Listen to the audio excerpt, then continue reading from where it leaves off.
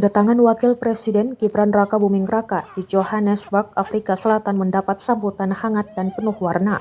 3 pemuda setempat menampilkan tarian tradisional Pansulu sebagai bentuk penyambutan saat Wapres tiba pada Jumat sore waktu setempat 21 November 2025 untuk menghadiri konferensi tingkat tinggi atau KTT G20.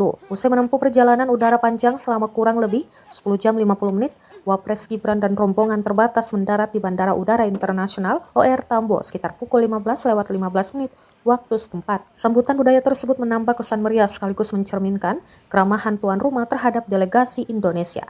Kunjungan ini menjadi bagian dari agenda resmi Wapres dalam rangka menghadiri pertemuan para pimpinan dunia yang akan membahas isu-isu global mulai dari ekonomi berkelanjutan hingga teknologi.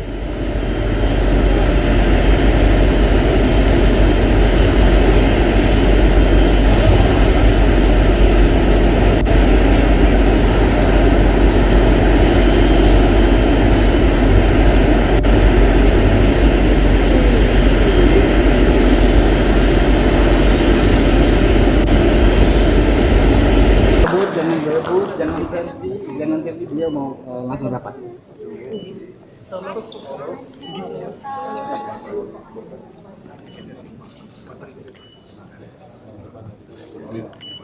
datang Bapak Media dari Gepar.